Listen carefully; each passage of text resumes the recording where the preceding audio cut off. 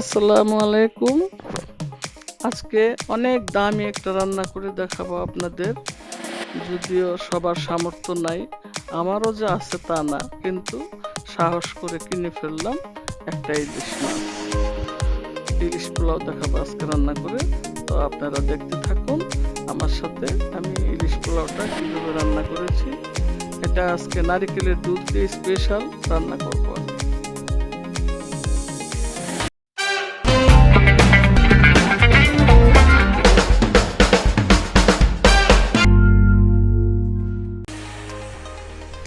এই যে দেখুন, প্রায় 1 কেজি থেকে একটু বেশি ওজনের আমি একটা ইলিশ বাজার থেকে আষ্টে ছাড়িয়ে ধুয়ে নিয়ে এসেছি।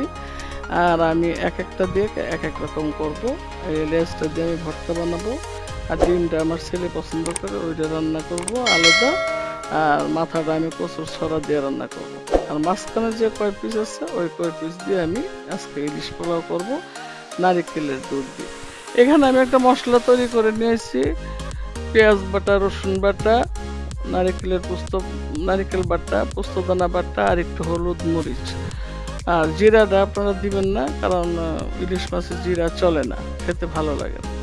তো তেল দিলাম, দিয়ে আমি এটা ম্যারিনেট করে নিব। মশলাটা আগে ভালো করে মিশিয়ে নিব, একদম অনেকক্ষণ আপনারা মিশিয়ে নেবেন।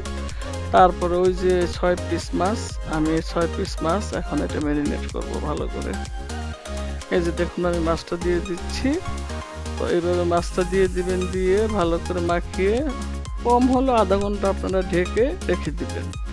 আর দিয়ে ওই দিকটা আপনারা পোলার চাউলের প্রসেসিংটা করবেন। আর এই যে আমি ম্যারিনেট করলাম, করে আমি রেখে দিলাম, আর 2 পিস ডিমও দিয়ে দিলাম ছেলের জন্য।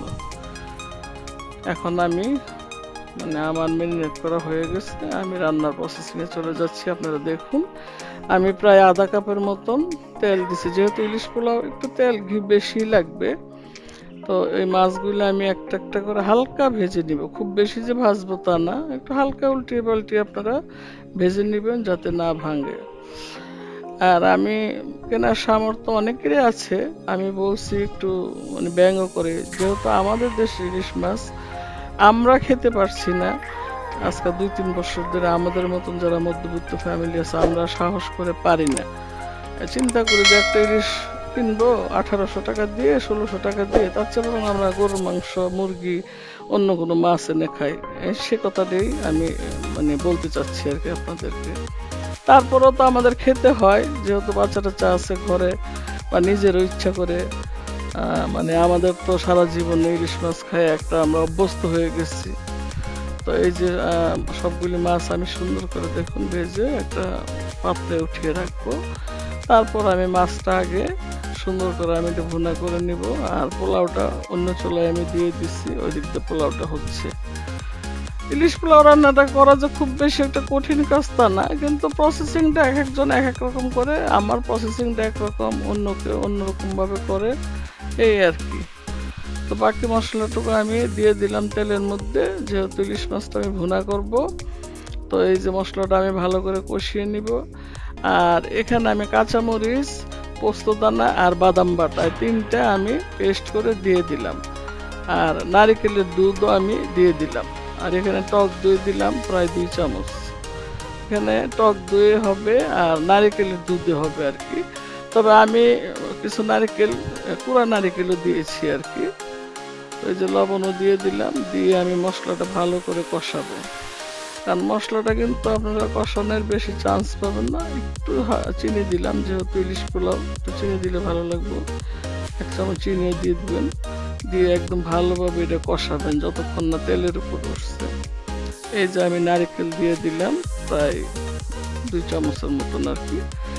এটা মূলত নারিকেলের দুধ, নারিকেল, পোস্তদানা, পেস্তা বাদাম, কাঁচামরিচ সব একসাথে দিয়ে রান্না করলে এমনি তো রান্নাটা টেস্ট হয়, তার উপরে আবার নারিকেলের দুধ, তারপরে টক দই, চিনি সব মিলে খুবই টেস্ট হয় আর কি।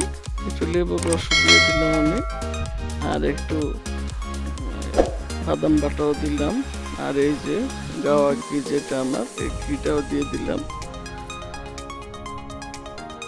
এখানে আমি মশলা বাটিটা ধুয়ে পানি দিলাম। হ্যাঁ, পানি দিয়ে আমি এই যে মাছগুলি দিয়ে দিব। মাছগুলি দিয়ে আমি মাছগুলি উল্টিয়ে পাল্টিয়ে আমি মাছগুলি কষিয়ে নিব। তা আপনারা দেখতে থাকুন আর রান্নাটা সুন্দর করে করবেন, আস্তে আস্তে খুব আলতো হাতে মিডিয়াম মানে লো আঁচে করবেন যাতে মাছটা না ভেঙে যায়। তারপরে পোলাওটা রান্না করে পোলাওটার উপরে দিয়ে সাজিয়ে আপনারা আলাদাও খেতে পারেন, আর পোলাওর উপরে দিয়ে একসাথে ইলিশ পোলাও রান্না করে আপনারা খেতে পারেন আর কি। তা আমার রান্না প্রায় শেষ হয়ে আসছে। এই যে দেখুন আমার পোলাও এদিকে রেডি। তো এই পোলাওটার উপর আমি সুন্দর করে মাছগুলো এখন বিছিয়ে দিব, দিয়ে তারপর আমি পরিবেশন করব। আপনারা এরকম সুন্দরভাবে মাছগুলো বিছিয়ে দিয়ে পরিবেশন করবেন। তো আমার চ্যানেলটা অবশ্যই সাবস্ক্রাইব করবেন, কমেন্ট করবেন, আর রান্নাটা অবশ্যই আপনারা করবেন, করে খেয়ে আমাদের জানাবেন যে কেমন হয়েছে রান্নাটা। রান্নাটা কিন্তু খুবই টেস্টি হয়, ইলিশ পোলাও খুবই খেতে খুবই একটা সুস্বাদু একটা খাবার এবং পুষ্টিগুণে ভরা এই পোলাওটা, ইলিশ পোলাওটা। ইলিশ মাছ যদিও দাম, তারপর একবার হলে কিনে খাবেন আপনারা। ভালো থাকেন সবাই।